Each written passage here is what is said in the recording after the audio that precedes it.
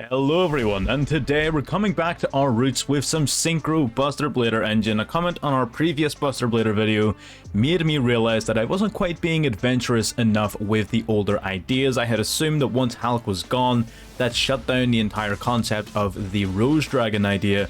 However, I was being a little bit ignorant and I didn't see the potential sort of shift.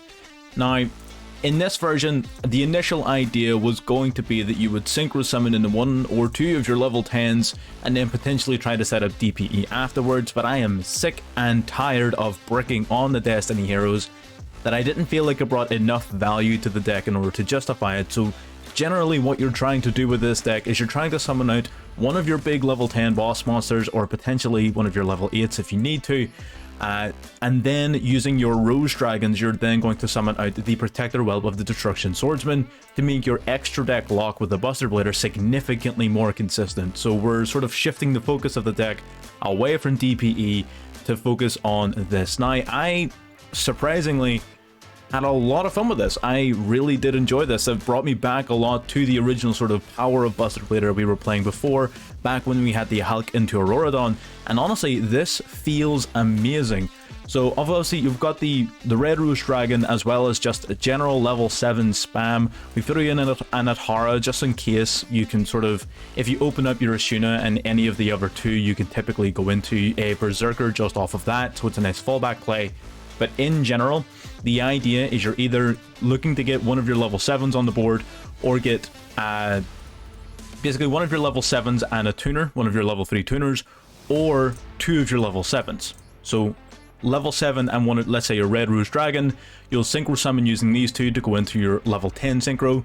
That'll trigger Red Rose Dragon to summon Rocks Rose Dragon from the deck. Rocks Rose Dragon searches Basil Rose Shoot, Basil Rose Shoot revives Red Rose. Then you go into your Protector Whelp and send your Buster Sword to the graveyard. So what that means, if you have your prologue, you're fully set up then with not only the Buster Blader lock, but also the extra deck lock.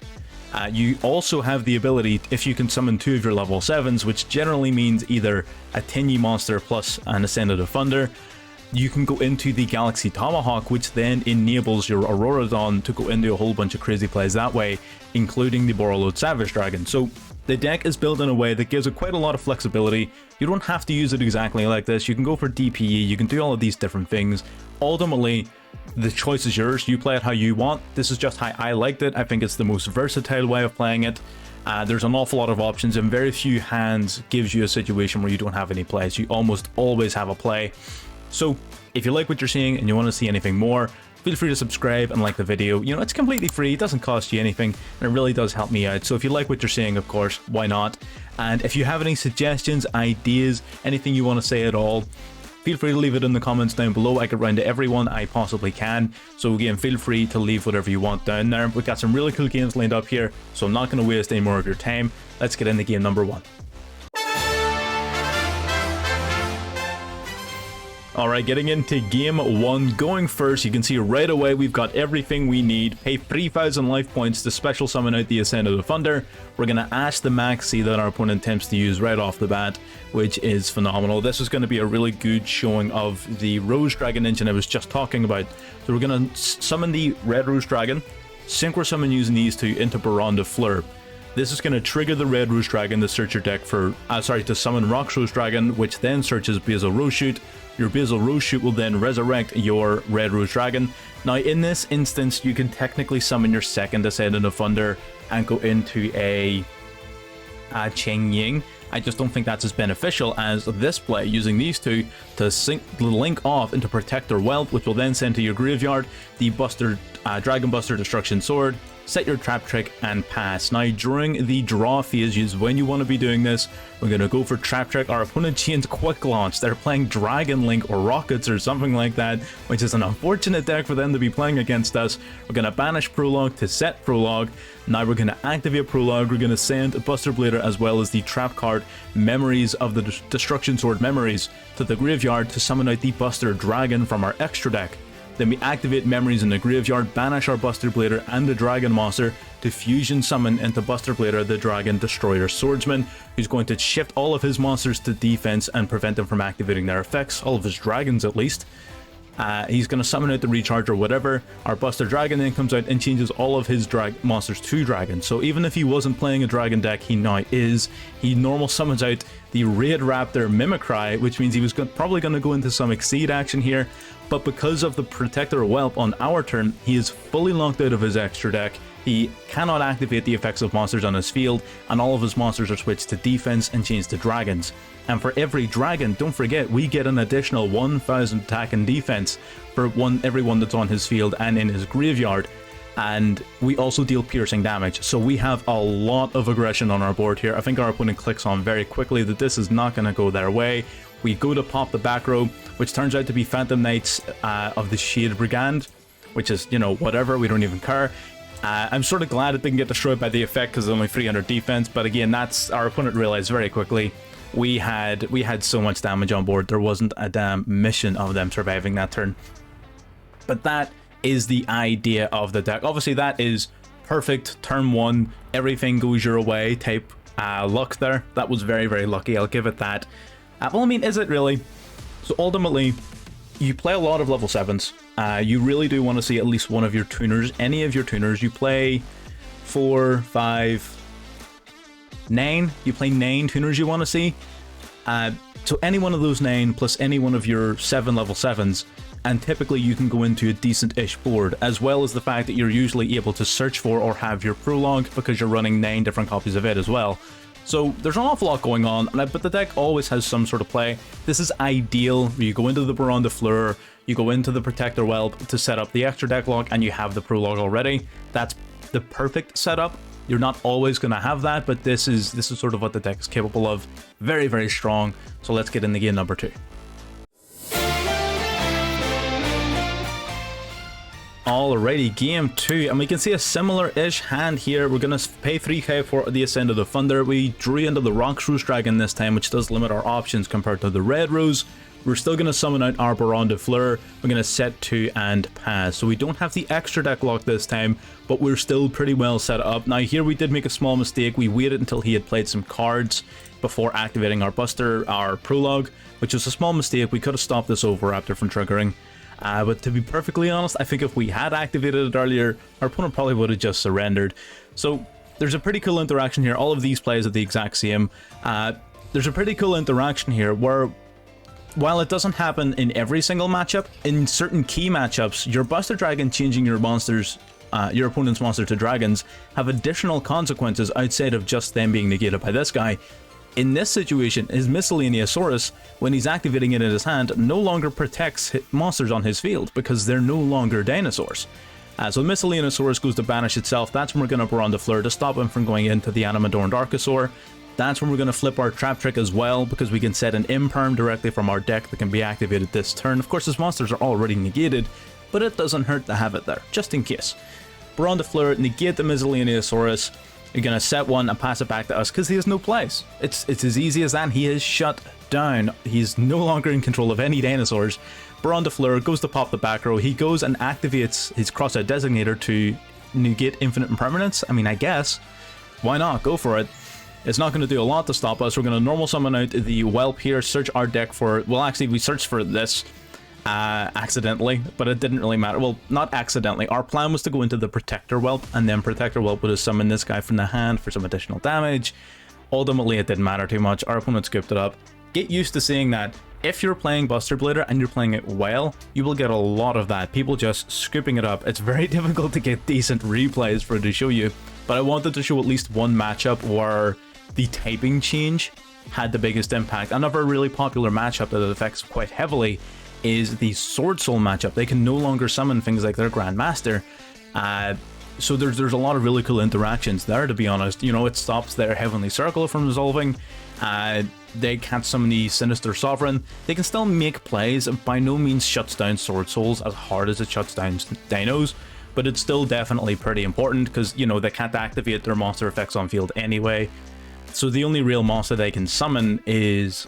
that they can use is the Strategist, and then the Strategist Synchro summons any monster that ends up getting negated anyway. It's a whole thing. Honestly, it slaps, and that's all you really need to know. Let's get into game number 3. Alrighty, now this guy right off the bat has the border from the Link event. I couldn't muster the strength within my soul to grind through that event. It was not fun. So our opponent's gonna go into Foxy here. So we're playing against Salamangre, so he's took whatever deck he was playing in that event straight back out here onto the field. He's gonna go Foul and into Foxy. We decided we're gonna hold on to our Imperm, ideally for a Sunlight Wolf, because we expect him to try to start sending his trap cards to the graveyard in order to add them back off the Sunlight Wolf. So we're just letting him do his plays here. Bailing, search the field spells, Gazelle summon out to the field. Gazelle then will Foolish Burial one of his Salamangreats here to the graveyard. He's going to send the Roar to the grave, which is fine. He link summons now into the Sunlight Wolf. Now Roar has an effect where it will basically whenever you link summon a Salamangreat like monster using itself as material, it will set itself onto the field, so it doesn't actually require the Sunlight Wolf to be set back to the field again. So we're going to notice here, Sunlight Wolf is summoned, Roar activates itself to set itself. He goes to activate Roar to grab the Salamangreat Circle from the graveyard. We decide that Circle's still a threatening enough card that we don't really want him grabbing it from the grave, so we're going to negate the Sunlight Wolf. He's going to set one and pass it back to us. Now, there was a very niche interaction here with how we were able to very quickly tell what this card was. So what we did is we special summoned out Tinyu Spirit Vishuda. Well, we tried to, sorry, and then he activates his Roar. Excuse me, trying to have some fun over here, whatever you say, Chief. Destroys our Vishuda. So we summon Adhara. Right here, our opponent's field lights up. So this card is activatable, right? Then we link summon into Monk of the Tinyu. This card doesn't light up. It's no longer activatable, meaning this card can really only be infinite impermanence. In a rational setting, we go to and we try to bounce the Sunlight Wolf back to his extra deck here, banish the Adhara to add back the Vishuda to our hand. It just gives us additional resources. Gonna summon out our two monsters here. So the thing about Ash Blossom and Ghost Bell and things like that is they're also level 3 tuners, which works with the theme of your deck very, very well. So honestly, again, think of the hand traps as well. So here we sort of make a small mistake here. Ultimately, it doesn't matter in the long run, and you'll see that. But what we should have done is tried to use Baron to destroy the back row, just to force him to activate it so it wouldn't be there for his turn. We sort of forgot the Bailings could protect it from the graveyard. So, you know, it is what it is. We swing in his monster, swing for 3k directly. We're not exactly without options, but because we know he has a face down infinite impermanence, we're not exactly in the greatest of positions. He's going to go Foxy here. We're going to activate Maxi just to see what we can possibly get off of this. Again, we're holding off on using Baron de Fleur because we know his face down is infinite impermanence. Again, there's not a lot we can do about that, to be perfectly honest. He's going to add Falco here to his hand. He's going to link now into Salamangreat Bailings. Again, every time he summons, we're going to draw one, but we're not playing a ton of hand traps, and we've already used 2 of them. He's going to go, here it is, the infinite impermanence. When we tried to use Baron de Fleur, we decided just bite the bullet, get it over and done with earlier rather than later. So Baron de Fleur is negated, Gazelle comes on out to the field. It will then Foolish another one of his Salamangreat cards. He sends the Spinny, which will then summon itself out to the field. Link into the Update Jammer, so as soon as you see Update Jammer, you know what's coming. He's going into the Access Code Talker. We're just praying we draw into something of any use, but again, we're sort of at the point where that's no longer even a factor. Now, what did I mean earlier on when I said that it didn't matter, that we didn't pop the infinite impermanence? Our opponent obviously activates the Update Jammer, activates the Access Code Talker. Update Jammer will allow his Access Code Talker to pop twice, Access Code pop up to 53. There we are. This is why it didn't matter, because he had the Raigeki anyway, so we would have been forced to use Baron de Fleur to negate Raigeki. Again, he sort of negated his own Raigeki here by playing it in the Imperm column. I don't know if that was a dumb move or if it was just flexing on us. Either way, we would have had to negate the Raigeki, then we wouldn't have been able to do anything about these. He pops 1, pops 2, double 5300 attack to the face. I'm just going to speed this up. And game. Sometimes you just lose. You know, that's just it. The thing about this is, if we had have gotten our full Buster Lock right off the bat, we would have been in a much stronger position. Because we didn't have it, really relying on 1 or 2 powerful monsters isn't always going to win you every game. Like, Baron de Fleur is cool, but it's not going to win you a game by itself. So that's something worth considering. It may be worth playing additional ways of getting to the trap cards, although there's not a lot of them. You can maybe play the one of Prosperity, but I'll tell you, the extra deck space is kind of tight. You can probably play it though. There are a few options, but either way, That's going to come with the deck profile. Fair play to our opponent, keeping it pure with the Salamangreat Link deck. I'm assuming straight out of the event, so fair play to that guy. Let us get into the deck profile. Alrighty, getting into the deck profile. Now, as we do with every deck profile, we're going to start by removing the hand traps and additional cards as such. But what I will do is make special mention of the fact that if you have hand traps that also double as tuner monsters of certain levels, they may be worth playing at additional copies. So for example, a good one that I had cut from the deck that may work for you guys is Effect Veiler, because it's a level 1 tuner, so you can use it and any of your level 7s to go into one of your level 8 synchros like your Draco Berserker. So that's another option worth considering. We stuck with Imperm because it's searchable off of Trap Trick. That's the only reason we play it over Effect Veiler, so feel free to totally play whatever you want. You don't have to play these guys either.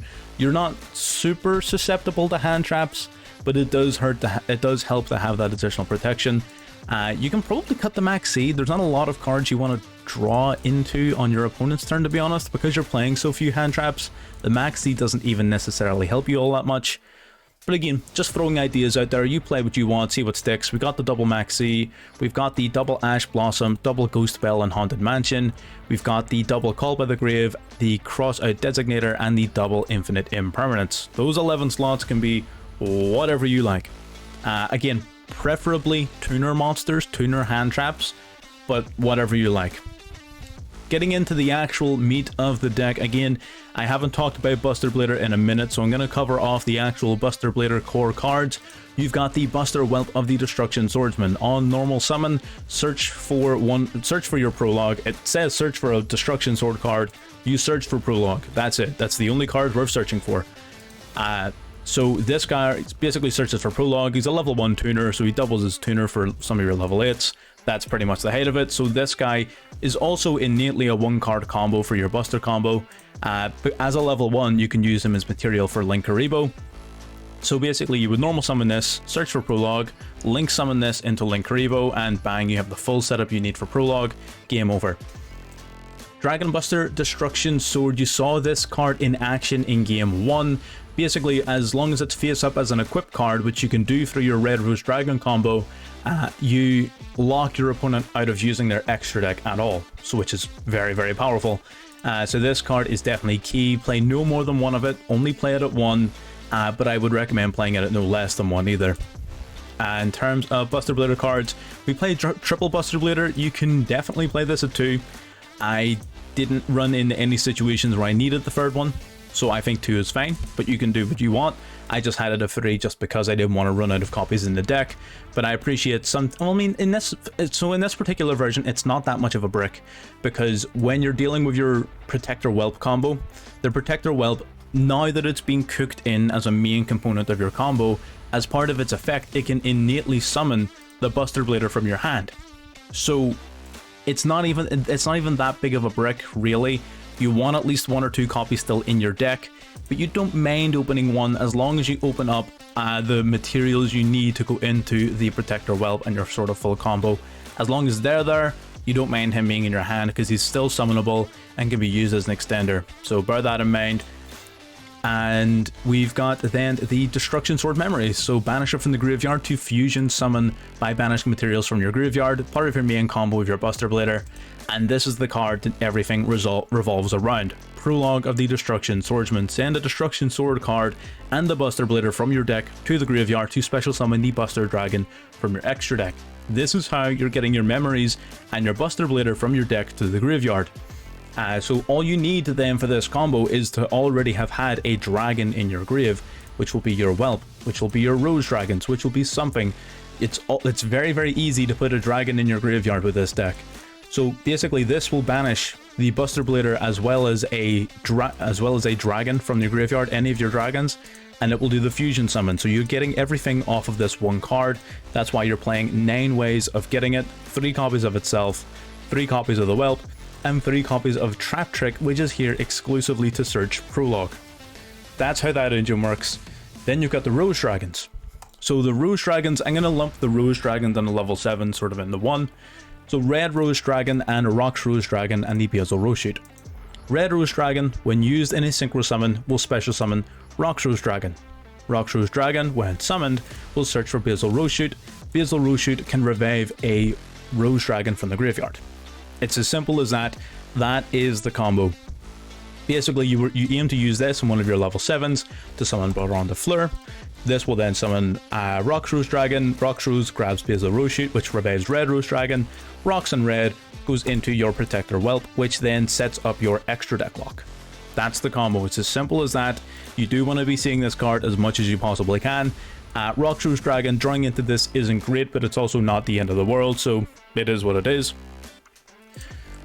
So that is that's pretty much the Rose Dragon engine. Then you've got your level 7 spam. 3 copies of the Ascendant of Thunder, pay 3,000 life points to special summon him. Really, really good card, adds so much consistency to the strategy.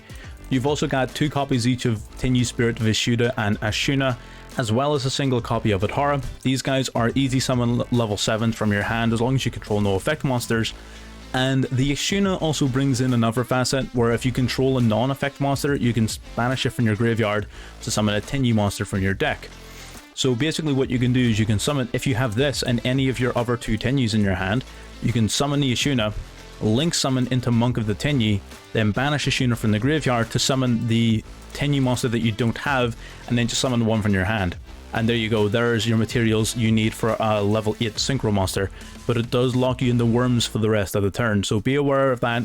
It's more of a fallback play, but it can come up, so that's why it's set up the way it is. You don't have to play Adhara, you can totally cut it. I just prefer having it in for that one particular reason. Plus it's a level 1 tuner, so even by itself it can come in handy. So that is the majority of it. The only card in the main deck left then to explain is the Mecha Phantom Beast O-Lion. Why is this card here? Well, you're playing number 42 Galaxy Tomahawk. Galaxy Tomahawk can very easily, using its effect, extend into a Mecha Phantom Beast Auroradon. Auroradon tributes itself and one of the tokens it summons to set up your O-Lion from the deck. It's an easy Borreload Savage Dragon. It's as simple as that. That's the only reason it's here. You can cut it, you don't have to play it, but you can't. I find it hard to pass up an easy Savage Dragon. I think that's pretty important to the deck and how it functions. So, getting into the extra deck. Double copies of Buster Blade of the Dragon Destroyer Swordsman. I very, very rarely go into the second one. If you are really, if you don't have the budget for 2, take one of them out. You definitely don't need to. If you're only playing one, only play 1 copy of Memories. That's another benefit of only playing 1. You can cut your memories down to 1. So that part is up to you. I definitely like playing 2 more though. Just the sense of security it gives me, basically. The extra deck is tight though, so feel free to take one out absolutely if you want to. And Buster Dragon, again the other core integral part of the combo. This card I would recommend playing at 2 and no less, because the turn after it's summoned using Prologue of the Destruction Swordsman, it is then destroyed, which means that you're going to need to summon a second one. Usually on your follow-up turn, turn 3 or turn 4 if you went second, you'll be summoning a second one manually through a level 1 and a level 7 monster, but ideally you want to have at least 2 to go into. Herald of the Arclight is here exclusively basically to deal with the leftover token from O-Lion when it's used. So whenever you go into your Mecha Phantom Beast Auroradon, it will summon out 3 tokens, tribute itself and one of the tokens to give you an O-Lion. You've got 2 tokens in O-Lion. Level 8 Synchro of all 3 of those into the Borreload Savage Dragon. Then the O-Lion in the graveyard summons 1 more token to the field, which is a level 3 non-tuner. So if you can put a level 1 tuner on the board to use with that level 3 non-tuner, you can then summon Herald of the Arclight, which is just an additional negate. Why not? Why would you complain about more monsters? Especially considering the combo for setting this up doesn't use your normal summon, because it uses 2 level 7s. You'd never normal summon any of your level 7s, so if you're setting that combo up, you haven't used your normal summon. So you can just normal summon one of these guys, and it'll take care of itself from there. Borreload Savage Dragon, I've talked about already. It's an Omni-Negate, very easily summoned off of the Auroradon. Draco Berserker of the Tinyu is a powerful synchro monster. Basically, when your opponent activates a monster effect, you can banish that monster so long as that monster is still in the place where the effect was activated upon resolution. So bear that in mind. You can't banish the monster every time they activate a card. Some people don't know this ruling. So take Eldritch the Golden Lord for example. Eldritch the Golden Lord, if it activates its effect in the hand to target a card on the field and send it to the graveyard, your Draco Berserker will not banish the Golden Lord. Why? Because after paying the cost for activation, Eldritch the Golden Lord is no longer in the location where it activated. It's not there anymore, so you can't banish it from there anymore. But if Eldritch the Golden Lord activates its effect in the graveyard to summon itself, to add itself back to the hand, because it's still in the graveyard upon the paying of cost, which is sending a card from the field to the graveyard, because it's still there, Draco Berserker can banish it then. So it can banish it from the graveyard because it's still in the graveyard after cost is paid, but it can't banish it from the hand because it's no longer in the hand after cost is paid. So, you know, remember that ruling. If the card isn't in the location where it activated upon the paying of cost, Draco Berserker will not banish that monster. Just get that right before you go out and expect to be able to do something you can't do. It also has a second effect where if it destroys a monster by battle, it permanently gains that monster's attack points and can attack another monster that turn, so it's great for one-turn kills. Phenomenal monster. It being a worm monster also means that it can be summoned from the Ashuna combo. That's the main reason you play it, because it can be summoned from the Ashuna Tenyi combo, because this locks you in the worm monsters. But it's also a really powerful card in its own right. Hot Red Dragon Archfiend Abyss is here specifically for your Buster Dragon, making use of it before it gets destroyed. Like I said, the turn after it's summoned, at the end of the turn it gets destroyed. You want to use it before you lose it, so get any of your level 1 tuners, combine it with your Buster Dragon, and then you get another face-up Omni Negate in the form of the Hot Red Dragon Archfiend Abyss. It's also 32k beater, so it can get over quite a lot of big monsters. We got Baron de Fleur, everyone knows that this card does. Generic level 10 Synchro monster, Omni Negate plus pop a card every turn. Fantastic. Cheng Ying, another generic level 10, boosts himself up by 100 attack and defense and reduces all of yours by 100 attack and defense for every banished card. And if a card is banished while he's face up, he can banish a card on your opponent's field and in their graveyard non-targeting. Very, very vital to have this card in your deck, because there are certain cards you otherwise just wouldn't be able to get rid of. So it is very, very important to have this guy ready and sort of to hand. So his removal type is very key. He also protects himself from effect destruction by banishing a card from your graveyard, which then triggers his other effect and further boosts and stuff like that. Cheng Ying, big fan of Cheng Ying, so I am. Then we've got the Galaxy Tomahawk. I've talked about Galaxy Tomahawk already. So basically, when this card is summoned, you can detach its Exceed materials to summon Battle Eagle tokens to as many open slots as you possibly can. Now, a mistake you'll make with this card the first time is do not summon this to the extra monster zone. You want to summon 4 Battle Eagle tokens, no more than 4, because you want to summon out your Auroradon. So you want to use Galaxy Tomahawk 2 tokens to go into your Auroradon, which will go in the extra monster zone, meaning you have 3 open slots for your Mecha Phantom Beast tokens. If you don't have 3 open slots for the tokens, you don't just summon 2, you don't summon 1, you don't get any. It's free or 0. Summoning that Galaxy Tomahawk to a main monster zone, give yourself 4 tokens, 1, 2, 3, into your Auroradon, means you have 2 left here, and then 3 new Auroradon tokens, so 5 tokens in total. That is how you'll get the absolute most value out of this card. Bear that in mind.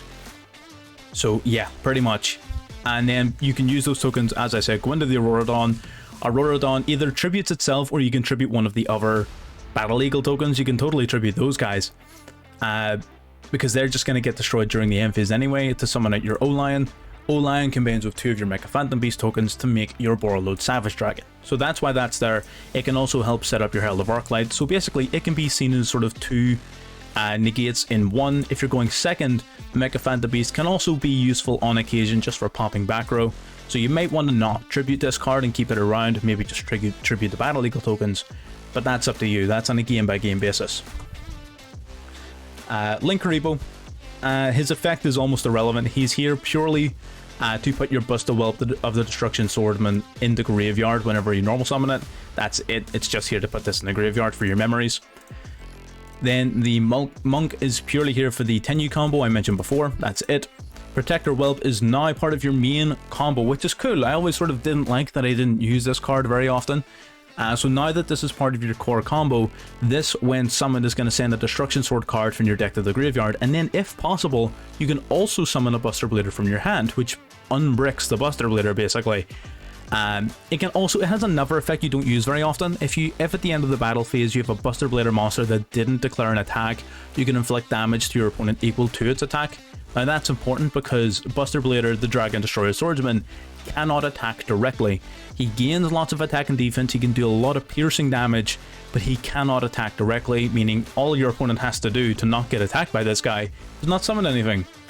Well, this now removes that potential weakness because at the end of the battle phase you can simply inflict damage to your opponent equal to your destroyer's attack points.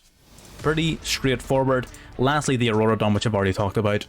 So yes, that is the deck. It is a whole ton of fun. Actually, it's really bringing me back into the Buster Blader fold of things. I've been loving this deck on ranked, completely crushing it. Honestly, there's so many little interactions that it shuts down. You know, it really shuts down Sword Souls, shuts down Dinos, as you saw, which is pretty funny. It really helps against zombies, although it depends on sort of who goes first or second there. So there's a lot of interactions to learn. There's a lot of things you can do with it. And it's not a deck that has a ton of weaknesses. There are, of course, decks that beat it. It's not tier 1. It's not going to be like topping tournaments or anything like that anytime soon, but it's more than good enough to grind your way through Platinum, through Diamond, all the way up to Diamond 1 if you've got the time and patience for it. It's got the power behind it. It's got plays. It's got versatility. It does lose to certain things automatically, I'll be honest. If your opponent plays Floodgates, if your opponent plays, you know, Skill Drain, things like that, Eldritch is a big weakness for this deck. So there are things that beat it. It's never going to be tier 1, but if you just want to have fun playing a classic deck, playing classic cards like the Buster Blader himself, and you want to have an actual competitive edge to your deck as you do so you're not going in and getting absolutely destroyed every single time, this is going to be one of the ways to do it. Another is branded, another is DPE. There are multiple ways of playing Buster Blader and it being effective. This, I think, is simply my favorite. I don't know if it's better or worse than branded, but I know it's more fun than branded, so I'm going to leave it there. You guys make that decision. In fact, you guys tell me down below which is better, Synchro or Fusion. Branded versus whatever this mess is. That's level 7 Rouge Dragon spam. So yeah, I'm going to leave it there. Like and subscribe if you haven't already. Again, it's totally free. It helps me out. Why wouldn't you? And basically stay tuned for the next video. And with all of that said, I guess I'll catch you on the next one.